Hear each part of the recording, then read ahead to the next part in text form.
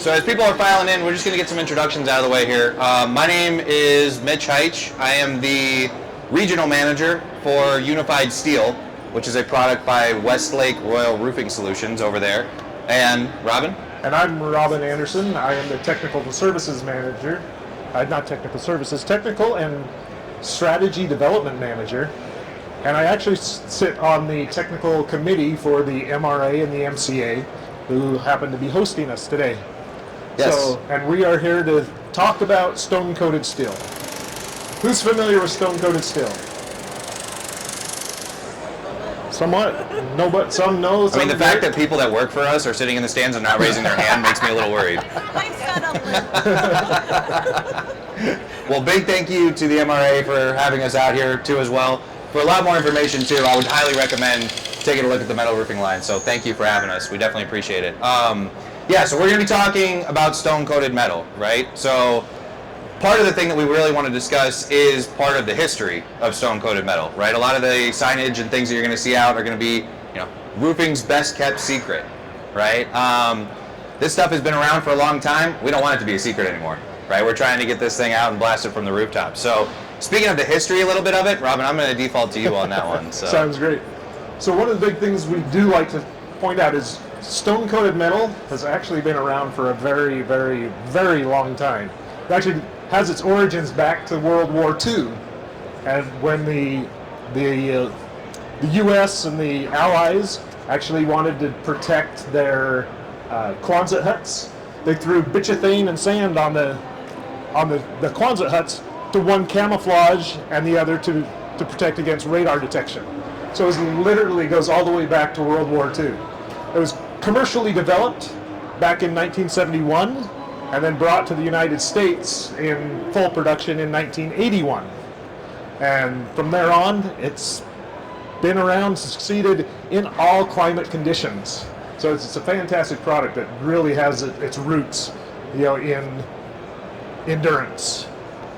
Yeah, awesome. And 1981, you said, is about when it came over? Over in the United States first That's production. about when you correct. started selling it? Is that right? No. Sorry. I was close. 84, but hey, that's not too bad. Yeah, so some of the things that we're going to demonstrate today is some of the versatility of this product, right? So as a whole, most of your manufacturers of stone-coated metal are going to start with a base of a 26 gauge galvalume product, right? So being a 26 gauge metal, any of my roofers out there, what's your flashing detail made out of? 26 gauge metal, right? So we're basically coating a whole roof system in a flashing detail. Because of that, it's versatile. We can use it in certain areas as flashing, right? So Robin's going to demonstrate a few of these areas as we do that, and as he installs it, I'm just going to keep talking and blabbering. So, and one thing to keep in mind, that we've got some great innovative products sitting out in the innovation portion of this facility that kind of strikes me as funny that we call it an innovative product, which tells us we are a really good kept secret. Because we have been around forever, but new manufacturers coming in, bringing the great importance of what a stone-coated metal roof can do for you. Yeah, absolutely. So starting on a job, though, we will kind of point out a couple of things, right? So we got a couple of tools in front of us here. These are going to make your life a lot easier on the job site, right? First and foremost, starting with a cutter, right? And I'm going to point this out because when you're cutting these metal roofing panels, I mentioned before, it's a 26 gauge galvalume metal, right? So we want to make sure that we're protecting that. If we would use something like a grinder or a saw, right, you're going to end up splitting that metal open, right? With you using it something like a pinching motion, what we have here with this giant guillotine cutter, you're gonna end up pinching that galvalume back around itself, and that zinc is going to help reseal itself and protect that metal, right? If you were using a grinder, right, you're going to end up splitting that open. You might run into some issues with some corrosion issues. So just making sure that some of the tools on the job site, the cutter is going to be a guillotine cutter style, anything with a pinching motion, right? Tin snips, things like that are also acceptable. Also, what you have behind me here, I'm just going to kind of keep walking away from his work zone because I do not have on the proper PPE at the moment. What we're also looking at here is going to be a bender specifically designed for stone-coated metal, right? Certain manufacturers, different manufacturers have different versions of this, but essentially it's going to be relatively the same looking, right? You got a couple different bends and breaks on each side of this. So this is going to be very helpful because, as I mentioned before, right, as a whole, your metal is a 26 gauge metal. You have the option, depending on your manufacturer, on if you want to use return metals for some of these details or if you want to use the panel itself as a counter flashing. If you're doing that, the bend and break is going to come in very handy on the job site, right? And to give a little bit of explanation, so I've cut a panel down to size, basically to get my lap correctly, so I get a good mix of a profile throughout this process. And in that, I want to turn up a sidewall or a rake cap. Basic concept. So I cut it to length, come over here to my nice little nifty bender.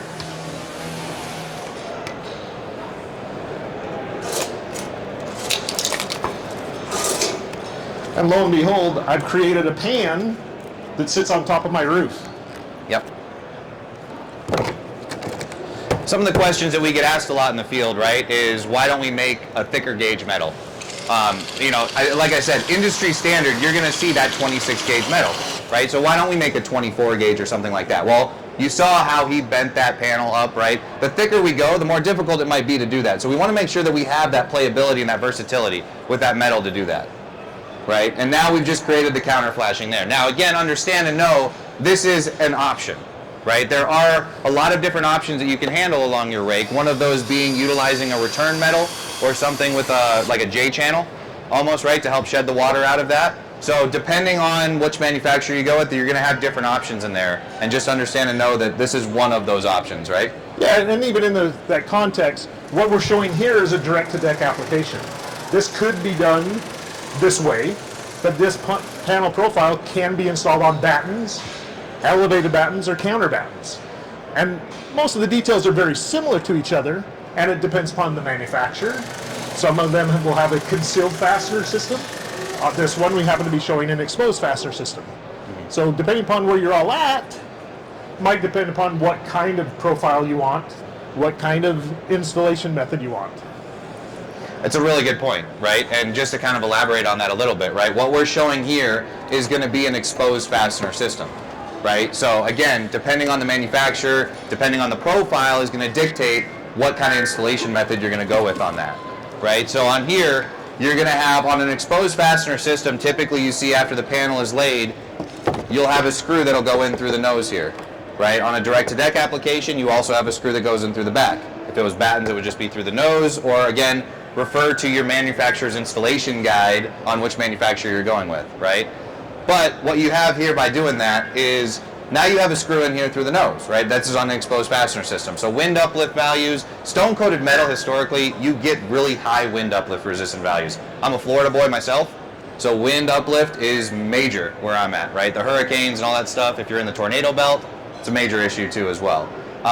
Then if you're going to be looking at more of a hidden fastener system, step away from this. I don't know if it's the pitch of my voice or what, but if you're going with a hidden fastener system, typically what you're going to see is on the back side of that panel is going to be a locking mechanism, right? And then on the nose of the next panel is going to have that hook that hooks into that, right? So there's features and benefits to both sides, right? Yeah, and one of the great features about an exposed fastener system is if you have a repair that has to be done on a panel that's down low on the roof edge, I can literally get to that one panel and make a repair. Whereas on a concealed fastener system where it's nice and interlocked, it's secure. Problem is it's secure. You may have a difficult situation getting down to a lower panel to make a repair. Yeah. And that's going to be also, right, setting the expectations with your homeowners, right? If you're on the installation side, most of the time when you mention an exposed fastener system, what happens, right? They might cringe a little bit, right? So you have to explain the features and benefits of it. On an exposed fastener system, you have a lot more maintenance capability to be able to remove one panel at a time, right? On a hidden fastener system, it might make them feel better that the fastener is hidden, right? But it might be a little bit more difficult to get to that panel if that panel becomes damaged, right? So there's features and benefits to both sides of those. Correct. So as I move on to my detail here, I'm actually going to work on a skylight detail. And a lot of situations when we hit that, we actually like to do a two-piece system to wrap around a corner. And what that does is it actually gives us plenty of protection of dog-eared around that detail. So at the very last, if I use a little bit of sealant, there's no water infiltration points. So I'm going to do a little bit of layout here. So what I've done is I've taken a full panel to match up to my profile of my cut panel, and I've measured, where I'm going to want my bend for my skylight, the head of my skylight. Now this is the same detail that's going to be for a skylight, chimney, dormer, anything of a vertical, penetration through the roof. Then I'm going to take that panel, because I want to turn up my wall. I've made a mark at where I want my bend. Oop, wrong side of my brake. So I'll go on ahead and make this bend.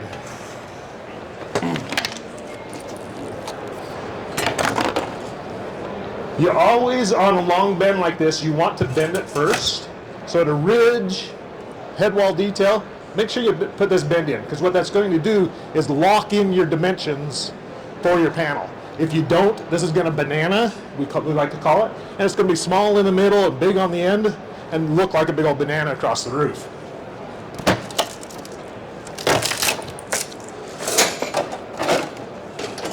So we'll go on ahead and make that bend, and now I want to determine how much of a head I want. So in Florida, some of those need to be 6 inches. Snow country, you might want 6, 8, 12, whatever. But typically you want to be at least 3 inches up the roof, up the wall. Important to note too, right? The right tools make the difference, right? If you were trying to use a 12-inch handbrake, that might take you a little bit longer to bend a full panel size like that. So. And I would be Popeye by now if I had to do this by hand.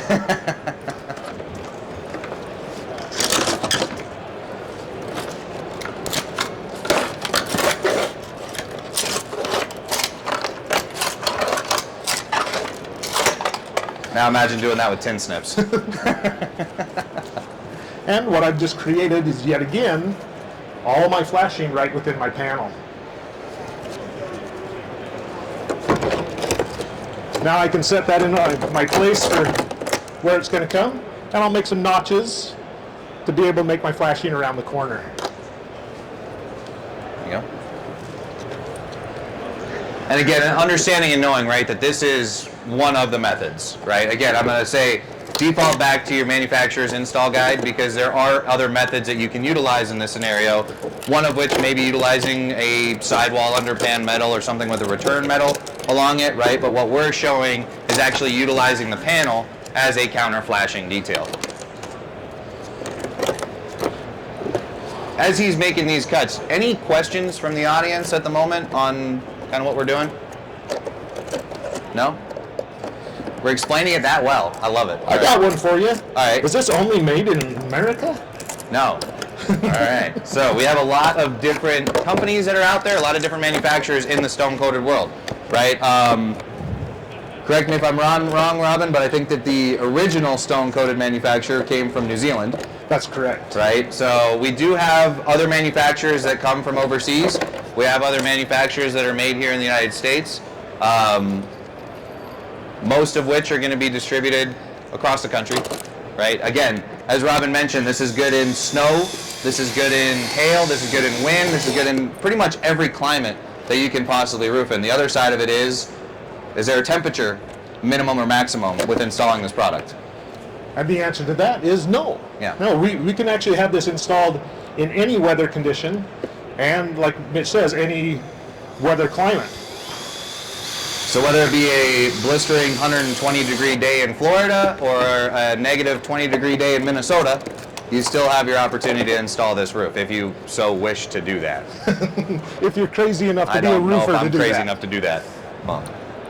All right, so now what you can see is I've actually taken that panel and I have created the flashing to go around the corner, and now I'll come back with another one that'll actually just kind of flash back around that. And now I've got a double layer corner, and there's, at most, I've got a little teeny pinhole that, by the time I do my sealant and put some chip in there, that has no more possibility for water to infiltrate. And that, you look at some of the other roofing materials that are out there, right? So if I'm doing pretty much anything else, I'm going to rely on a lot more return metals, right, that are allowing water to actually get underneath the product and then come out, right? In doing this sort of method, what am I doing? I'm trying to keep all the water on top of the roof and shedding off the roof, right? So essentially, we're creating a watertight system with all of this. That's the biggest difference between this product line and a lot of other manufacturers of different, or not manufacturers, but other different roofing products that are out there, right? So we're really trying to keep all the water on top of the roof to shed off of the roof, right? So more of a watertight system. I lost my marker. Oh, I'm sorry. I'm just trying to find like a safe spot out of the way here. I keep getting in the way on everything that he's doing, right? All right, so now here I am coming back to the concept that I want to have around a 3-inch lap to come around my corner and onto the field panel. So I make my mark from my pickup point. I'll cut here, and then I'll do a little bit more bending with my snips and have some fun. Technical difficulty, sorry.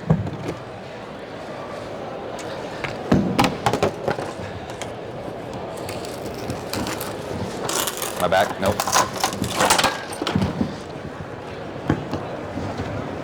I'm gonna go ahead and turn my mic off for a second while I fix this. Sounds fair.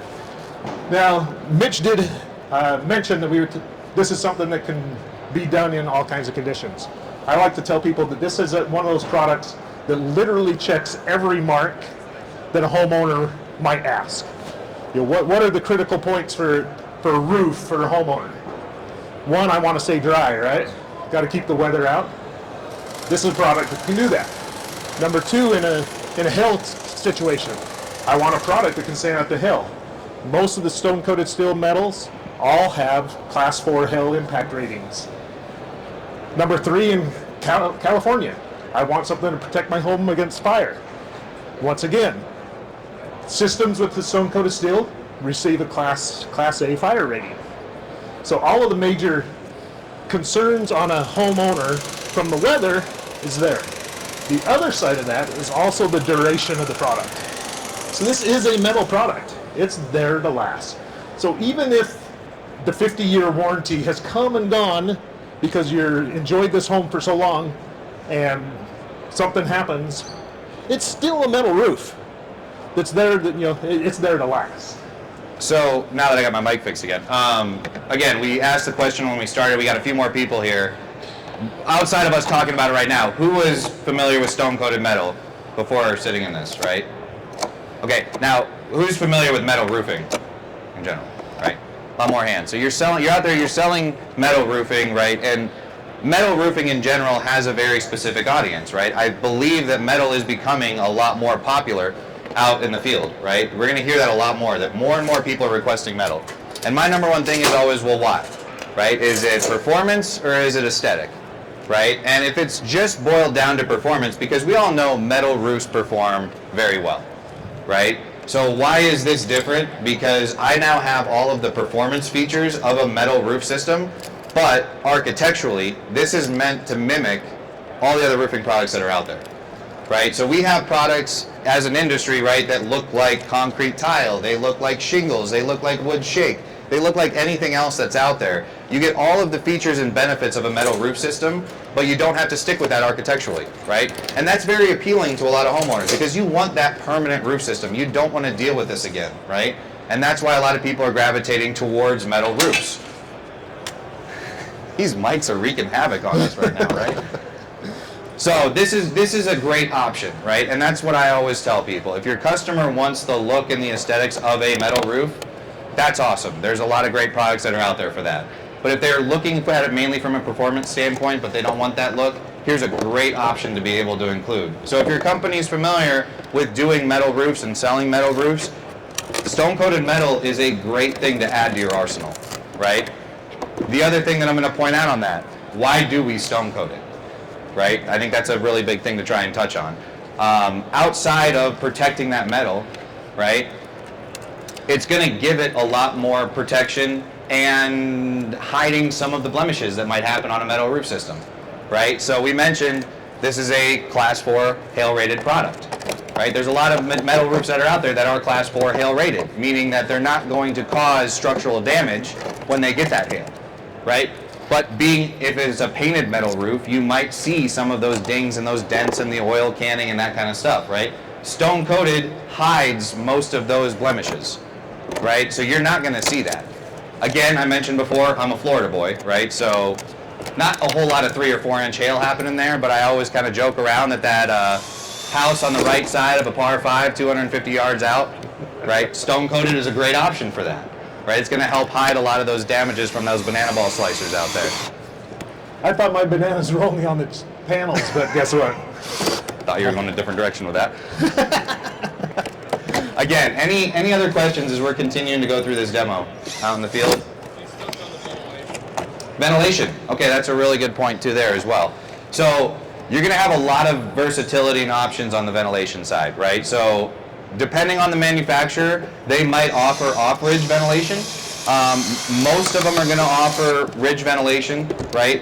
More importantly though, what's going to happen is as we get to some of our termination points, like our rakes, our hips, our ridges, right?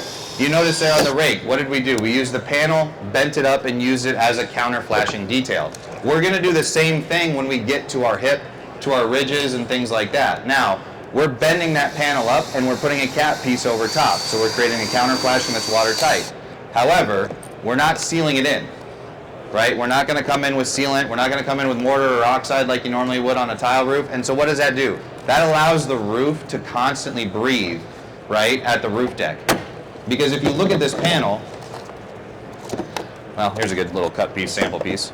If you look at this panel as it would be sitting on the deck, I got airspace underneath here, right? So starting at the eave and working its way up, you're constantly going to have air flowing at the roof deck.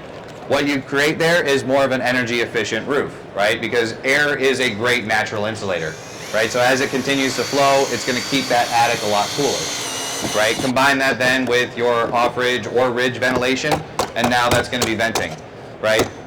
The other thing is, depending on your manufacturer, accessory pieces. That's another big thing you want to look at too, right? So do we want to get this to blend in as much as possible? Right? Certain manufacturers will offer different accessory pieces, whether it be pipes or off-ridge vents or anything like that, that are all stone coated. It's going to help everything kind of blend in together and give it a nice clean look.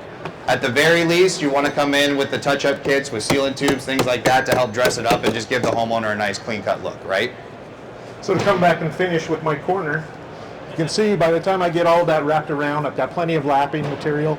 I would have set that in a bed of sealant, just as another layer of protection. And then at that point, that joint's not going to leak. But to even go further, most manufacturers do provide a counter flashing. Again, stone coated so it blends into the system, and you can come back and finish the walls and edges as needed.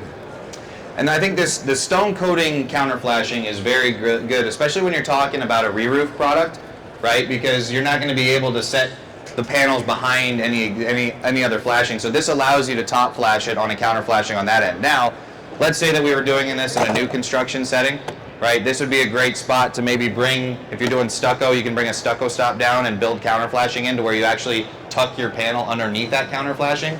Or if you're doing siding, right, bring it in behind the siding there with some counter flashing. You don't have to go with a stone coated counter flashing if you're doing something like new construction. But if you're in an area where you are bringing it up over stucco or over brick or something like that, this would be a great option to give you a solid counter flashing there. And then to finish off your edge, most manufacturers provide a few different varieties of a trim cap. This one being a shake cap. There's mission styles that match the barrel vault type of concept. And this one, I've actually put in a little end cap just to give it a little finish down on the bottom of that edge. These all will get fastened off and taken care of, and then you just go on ahead and run up the rake. Same cap that will run across your ridge, same cap that will run up your hips. So a lot of those details all fall into place within the detail that's all stone coated.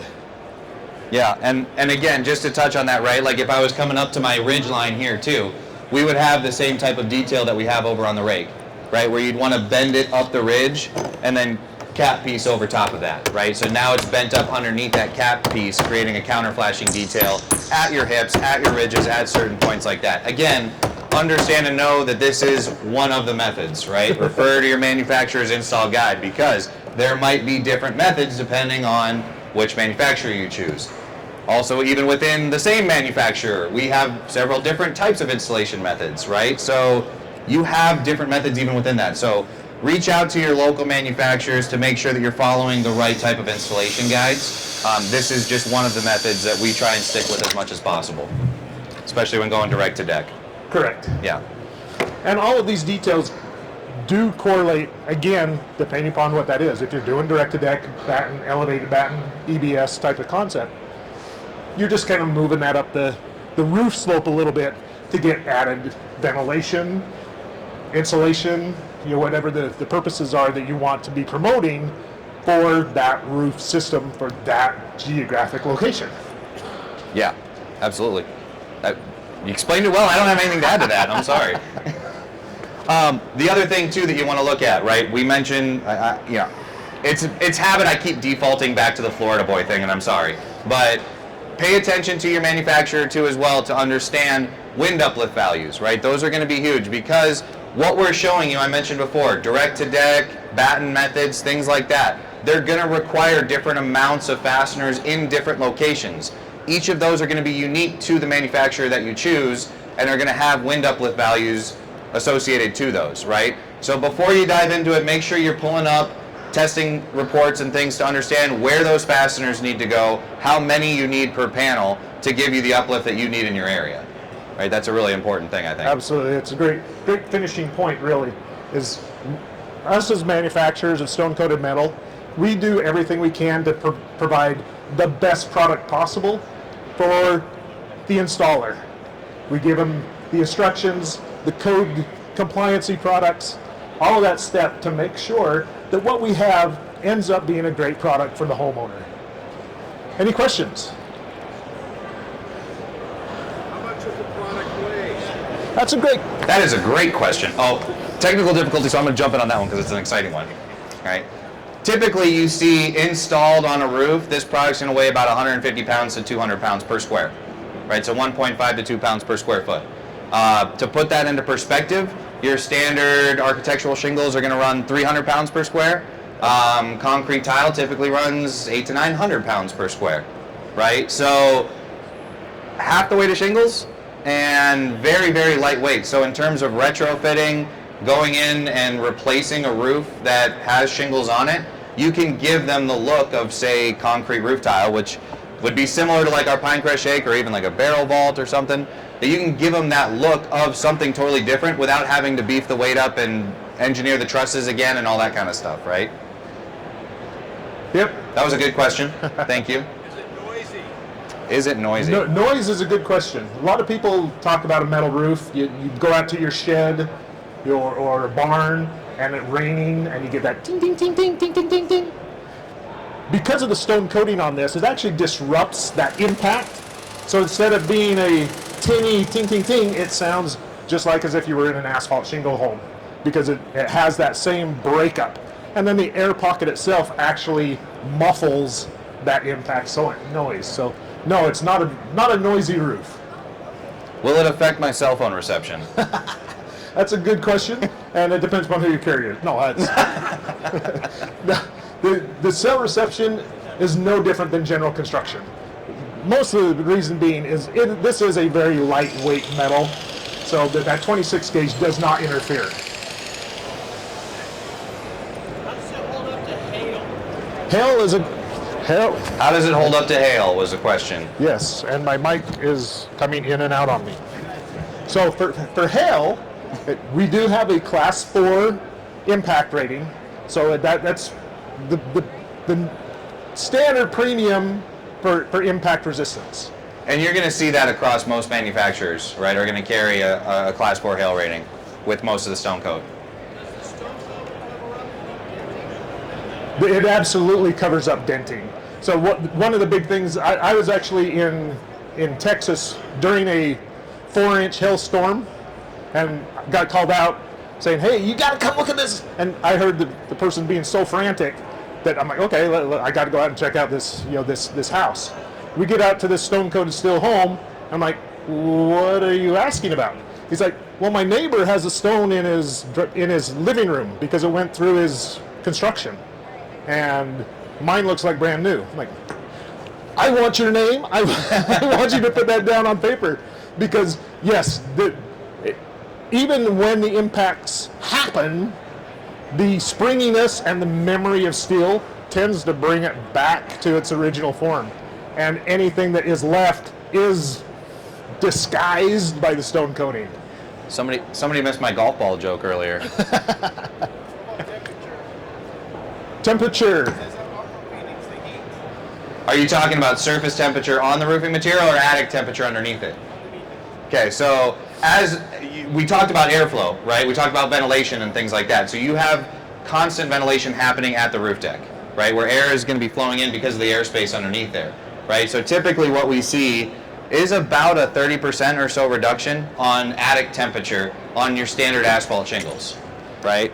And we can even take that back to, it's actually an Oak Ridge National Laboratory testing that they did on stone-coated steel compared to other products.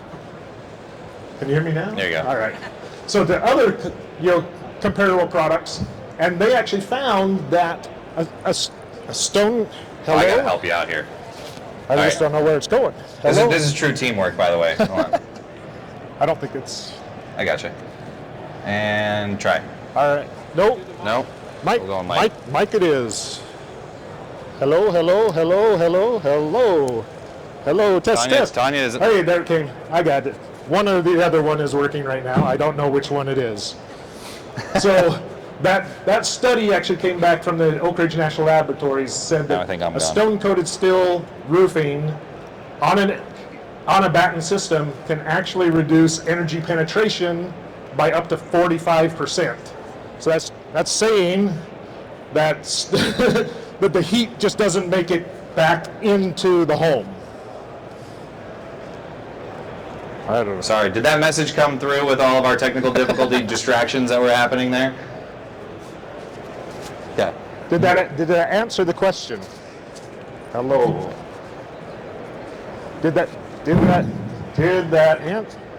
answer the question? All I'm right. not gonna move. What about walking on it? That's always a great question because that's one of the number one things that we get asked a lot. So, walkability of this product, right? I will tell you that a lot of people love to take the panel, put it on the ground and step on it, right? And watch it kind of bend a little bit because it is a 26 gauge metal, right? We just showed you how easy it is to bend using our bender and things like that. All right, I'm just going to start yelling, and if it comes through, I can tend to project as much as I need to. I'm just going to turn these off so it doesn't kick on and I'm end up blasting you out, right? So as you're walking on this product, once you set those screws into it, it's going to help secure that to the deck, right? And as long, any roofing product out there, you have to walk on properly, right? I don't care what it is. You need to know what you're doing to walk on it. On a product like this, like stone coated, on a flat product, as long as you're walking where these fasteners are at, this is the main point you want to walk at, right? On this overlap.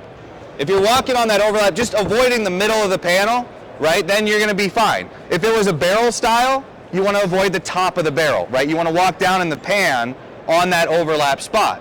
Now, again, we mentioned earlier the differences between exposed fastener and a hidden fastener system, right? Let's just say you forget because you think you're walking on a concrete roof tile and you step on the high point and it dents it. Right? On the exposed fastener system, one of the benefits is you can zip out those screws, take out that panel, either pop the dent out and put it right back in, or replace the panel altogether. Right? So from a walkability standpoint, yes, know how you're walking on it and make sure that you're walking on those headlap points. What about for like steep slope applications? Steep slope applications, this is where difference on direct to deck or batten install might be a good idea. Right? Because on certain manufacturers, if you're running with a batten install, you can actually install it from the top down. So you can work off the ladder system of your battens on, let's say, a 16-12 pitch, right? You can have a little bit more safety behind that, right? But no real maximum pitch on this product line. So let's say I'm working on an 812 and I have Jackson boards, for example, I want to go to will it bend, for example? So say it again, if you're on an 812 and I have Jackson boards at the bottom, for example, just for you guys to walk on. Are the Jackson boards going to bend shape? Depends upon where they're situated. So this is talking about your footing, in a steeper pitch, And the concept being that if you're putting your boards in the middle of the panel, you may create deflection. So the recommendation is let's get it down as close to the horizontal lap as possible. Does that make sense? Okay, and then we had an earlier question about the deck thickness. So minimum deck thickness on most of these stone-coated steel products is a 15-30 seconds ply. Unless you're in new construction in Florida, to our Florida boy, there has to be 19-30 seconds because that's what the construction requires. So it kind of falls back to make sure you're following what your local building code requires, but most of the manufacturers will require a minimum of 15-30 seconds ply. Minimum pitch again falls back to the manufacturer specific, but primarily a 3 and 12 pitch is the minimum. Yeah. And getting back to the weight conversation too for just a second, because I did want to touch on that. At 150 pounds per square, right? Typically per manufacturer, you're going to see anywhere from about 15 to 20 squares on a pallet of roofing material, right? So what does that mean in terms of shipment and being able to transport the product, right? Versatility of this product is probably the one thing that I talk about more than anything else. So being that it's lightweight, it packages tightly, you're able to ship this across the country in a very efficient way, right? Or also locally, right? Your standard 30 square home is going to be 3 or 4 pallets worth of material, right? So most of the time, if you've got an F450, you can throw it on the back of that flatbed and take it out to a job site, right? So it's very versatile in the weight. It's very versatile in the ability to bend it and use it as counter flashing. And there's a lot of different installation methods of this, right? So again, get with your manufacturer, get with the installation guides that they have, training available for them. And what else we got? Are we still? Unless we've got other questions, I think we've pretty well hammered this down. Anyone else? Fantastic. Thanks for joining us. Yeah. Again, big thank you to the MRA for having us out here. And again, stone-coated metal is no longer the best kept secret, right? We all know about it, so go tell other people about it. Awesome. Thank